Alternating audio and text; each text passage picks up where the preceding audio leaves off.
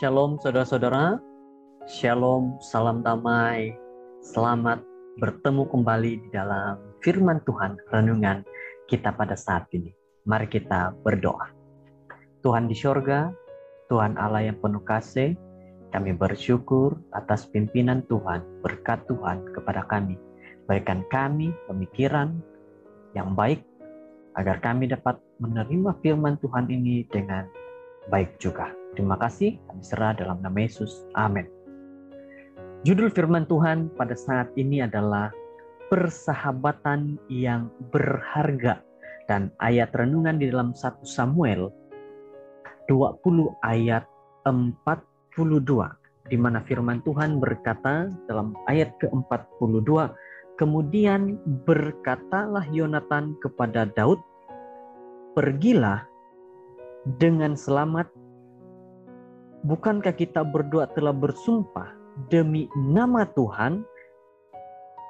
Demikian Tuhan akan ada di antara aku dan engkau, serta di antara keturunanku dan keturunanmu sampai selamanya. Ayat renungan bagi kita pada hari ini. Saudara-saudara, persahabatan antara Daud dan Yonatan adalah cerita kegemaran di antara beratus-ratus cerita yang ditemukan dalam firman Tuhan. Terdapat satu lagi cerita antik, cerita lama yang telah menjadi ilustrasi klasik mengenai persahabatan sejati, yaitu kisah mengenai Demon dan Petias. Pemuda-pemuda ini mengasihi satu sama lain dengan dalam sehingga mereka sukar untuk dilihat terpisah. Walau bagaimanapun, Petias telah membangkitkan kemarahan seorang raja yang zalim yang memenjarakan dia dan menjatuhkan hukuman bunuh ke atasnya. Demon berusaha sedaya upaya untuk memperoleh pengampunan dan kelepasan bagi sahabatnya ini.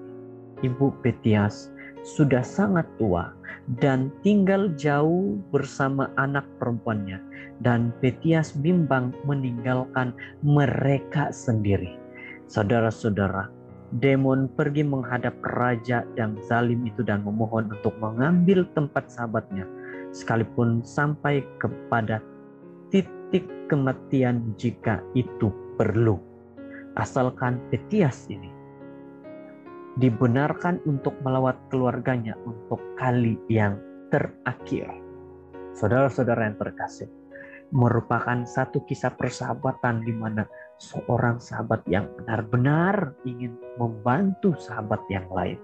Jadi Raja Dionysius yang zalim telah mendengar mengenai persahabatan dua orang pemuda ini dan membenci mereka berdua hanya karena mereka adalah orang baik, namun dia membenarkan mereka bertukar tempat, memberi amaran kepada Petias bahwa jika dia tidak kembali ke tepat masanya, Demon harus mati menggantikan tempatnya.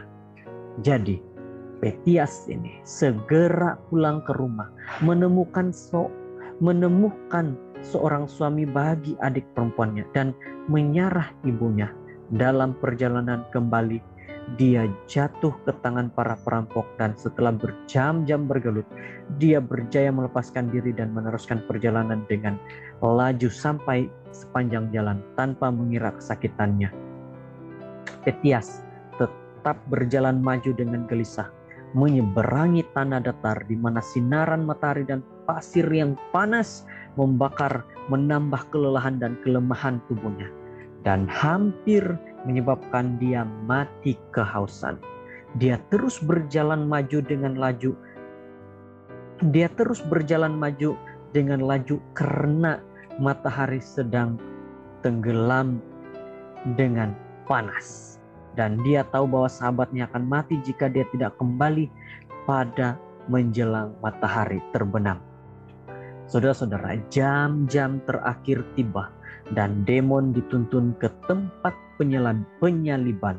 Ketika para pengawal hampir memakukan Demon ke kayu salib, Petias melurut tiba, berlumuran darah dan tidak terurus. Dengan teresak-esak legah dia melonggarkan ikatan tali pada sahabatnya dan memohon pengawal mengikatnya sebagai ganti. Dionysius amat tersentuh dengan persahabatan sejati ini, sehingga untuk sekali ini dia terlupa akan kezalimannya dan membiarkan kedua pemuda ini pergi dengan bebas, sambil mengatakan bahwa dia tidak akan pernah percaya bahwa pengabadian yang sedemikian rupa boleh berlaku kalaulah dia tidak melihat itu dengan matanya sendiri. Saudara-saudara yang terkasih, daripada satu kisah yang benar-benar membuka mata seorang yang benar-benar jahat di dalam kehidupan kita, di dalam kekeluargaan kita, kita juga beroleh keadaan seperti ini sebenarnya. Jika ada keluarga yang terlalu jahat melihat kepada keluarga yang baik-baik, pastinya dia akan sadar apa yang harus dia lakukan dan tidak lagi mau berlaku jahat. Saudara-saudara yang terkasih, Yesus adalah sahabat terbaik kita. Dia mati di tempat kita supaya suatu hari nanti kita akan pulang ke rumah bersama-sama dengan dia. Keluarga kita juga bersama-sama dengan Yesus. Ya Tuhan, terima kasih untuk Yesus, sahabatku, juga juru selamatku.